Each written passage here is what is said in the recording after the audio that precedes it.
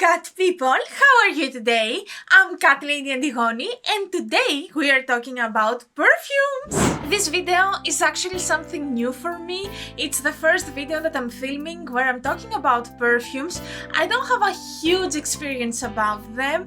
I kinda know what I like and what I don't like. I'm gonna use a lot my phone to read the notes and all this good stuff to be able to explain to you as good as possible. I have a lot of perfumes, well, not quite a lot in this sense, a lot for me because I'm not used to have so many perfumes.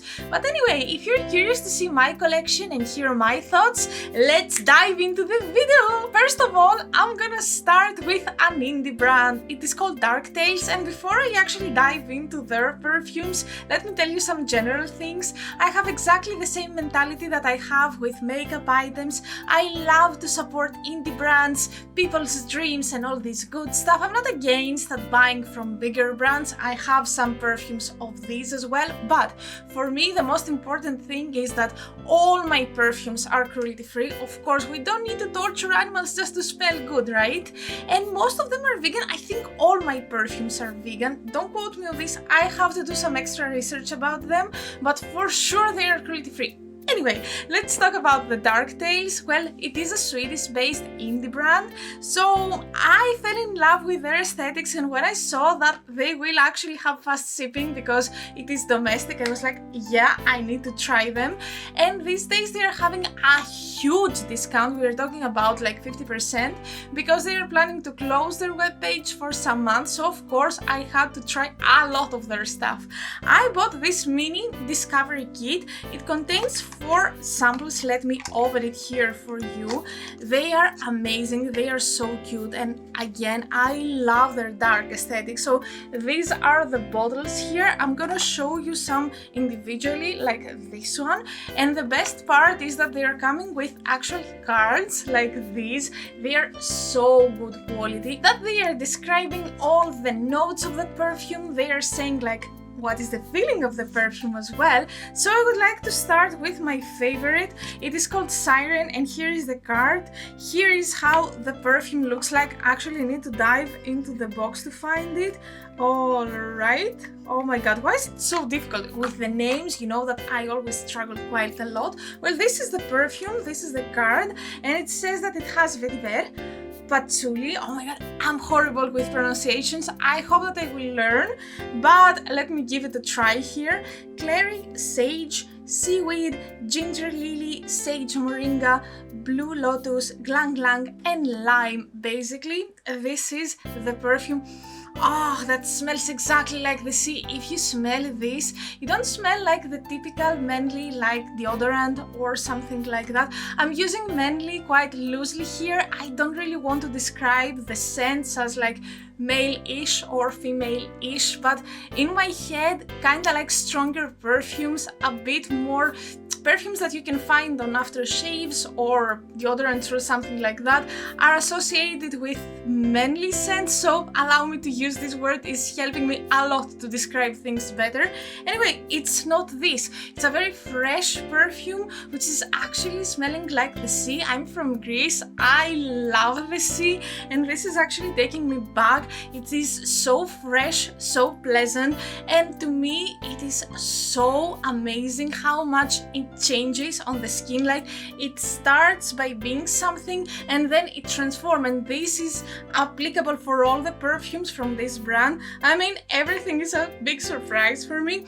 I've never tried an indie brand before, to be honest, with perfumes. I'm planning to do so in the future. Not a brand which is doing copies, I hate this, but actually an indie brand which is working in their own ideas, ideals, and all the good stuff. This is my favorite. The second favorite that I have is called Cracked Porcelain. It is from a collaboration that they have done with another Swedish brand. Unfortunately, I don't know a lot of things about the other brand, but I think that they are selling porcelain themed stuff, so I think this is the idea behind it. Let me actually open it for you.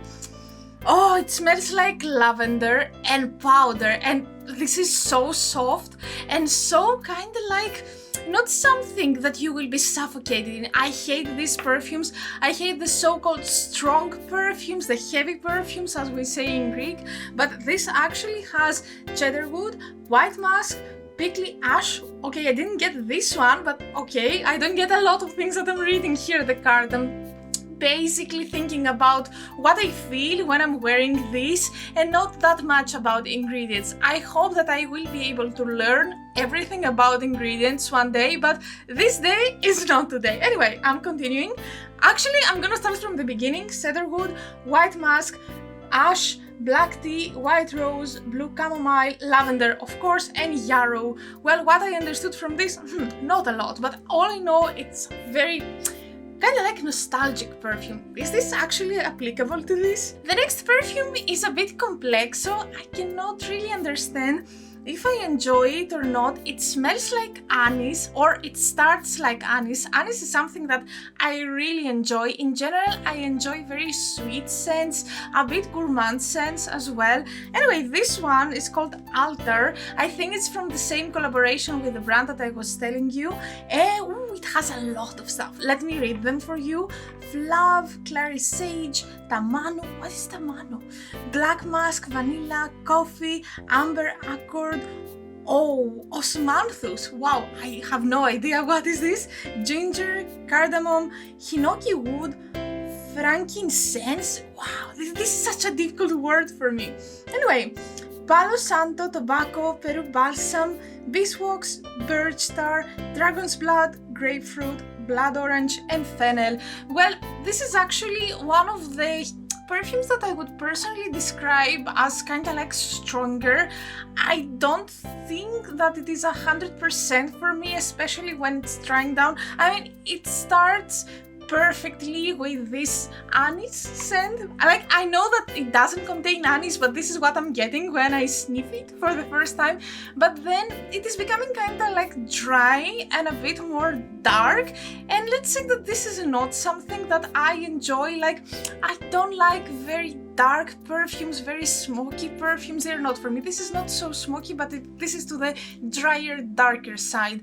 Next, something that, again, I would say that it's not for me, and I think it's my least favorite, but this is why I bought the Discovery set, so I know and understand what I like. Hopefully, I will be able to associate the ingredients with the scents. It's this one. It is called Dame Gothiel. Dame Gothiel? Okay, I don't know if I said this correctly. Okay, this is very flowery, but in a very, very strong way, if I can say so. Like, you get the flowers bam in your face, and then it's getting dry, and I almost smell incense, which I don't really enjoy. Let me actually read the ingredients or the notes for you.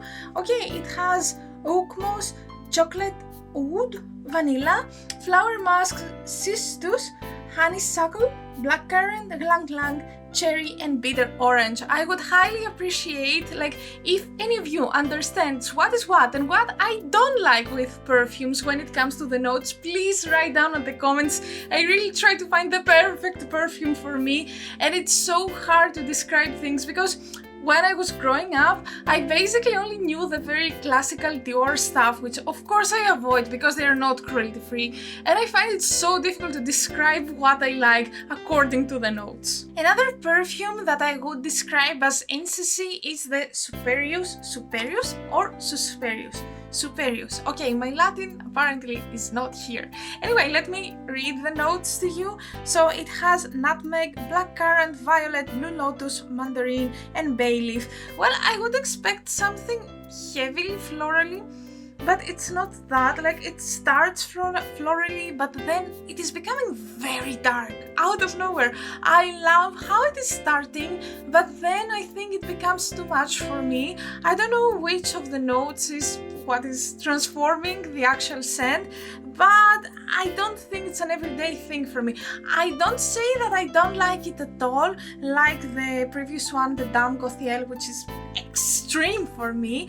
It's something that I would wear a bit more rarely, I would say. And the last perfume that I have from this brand is called Ebertin. Love the card here. It's like a statue. Very, very well cared, every detail, all the fonts, the letters, it's just amazing. Like, if you live in Sweden or wherever in the world, just give them a chance. They're doing an amazing job. Anyway, the notes here are vanilla coconut, sweet oud majoram, honeysuckle, gardenia, grape, and mandarin. Let me sniff it for you. Yeah, this is again very incensy, and I don't get the flowers here. I mean, at the previous one, the flowers were a bit more clear, but here no, I don't get the coconut, for example.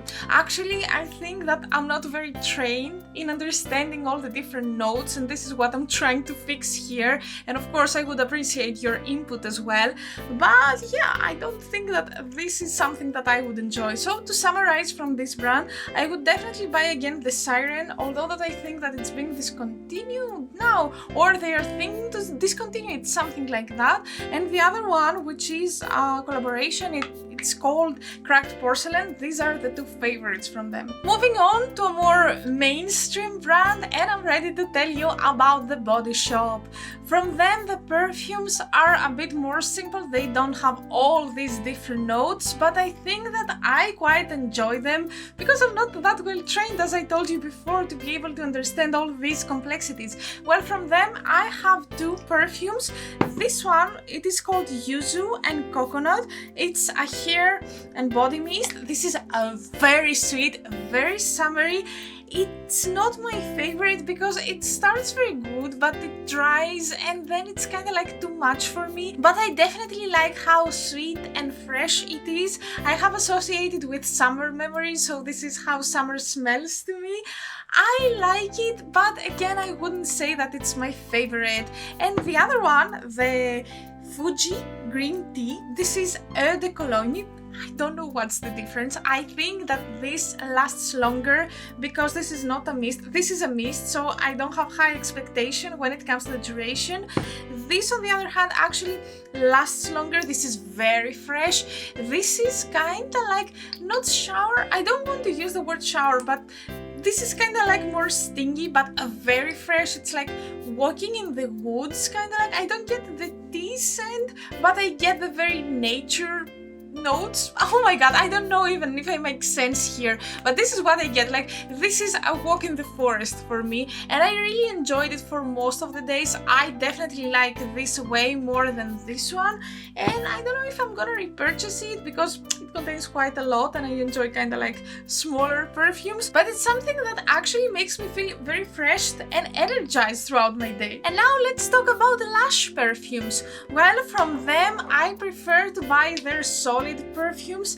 I feel that they are lasting longer on my skin and they are more true to what I'm smelling like from the testers and all this. At this point, I would like to tell you that especially with the Body Shop, I had this issue that I'm sniffing something in general in their scents, either when it's about a cream or a perfume or anything, and on my skin it's something completely different. And in general, if I like something as a general scent on my skin, it's not something that I like, but if I don't like something, usually it goes well with my skin. I don't know about this mystery. I think that in general this is a phenomenon because it's like pH, something like that. I'm not a chemist, I don't know about these things, but I would say that with Lush specifically, I don't have this issue that much. Well, let's dive into my collection. Let's start from my least favorite, this one. It is called Karma, and it's kind of like what I was telling you before. It's quite heavy. It's not as heavy as the previous one that I showed you from the Dark Tales. I think, let me find the notes. It has for sure patchouli, Brazilian orange and pine. I think something that I don't enjoy, and I kinda have found it out, is the patchouli.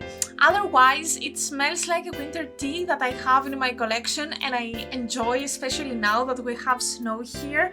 All in all, it's not like an unbearable perfume, but it's not something for every day. I like to have it especially during winter when I'm crocheting stuff. It's like my crochet scent, if that makes any sense to you. Anyway, let's move on to this one. This is called Pansy and it is described as herbal citrus warmth.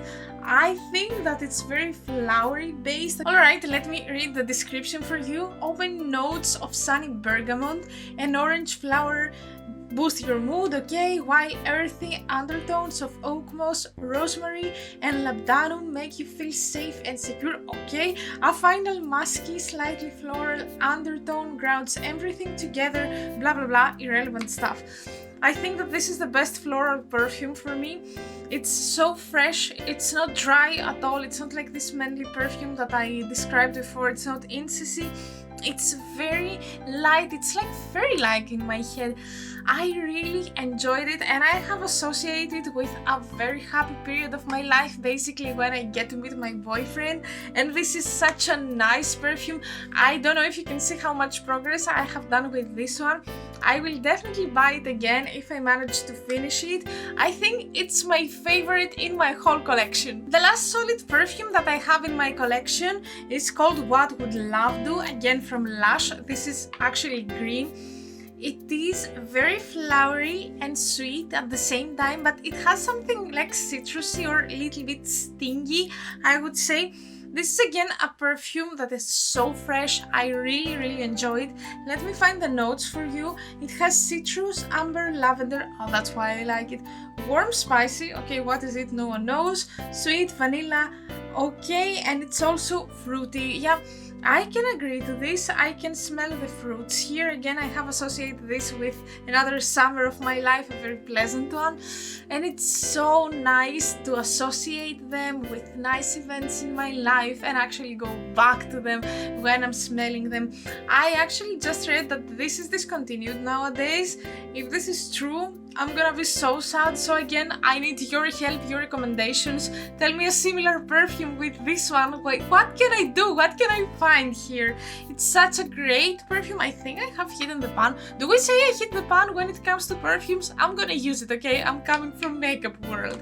Well, I think that this was my collection. I have one more scent from Lush to talk about. But before this, it's time for the Greek word of the day. Well, today I've been telling you about perfumes, and this is what I'm gonna tell you in Greek actually. So in Greek, for the word perfume, we say kolonia. Say with me, ko-lo-nya. Colonia.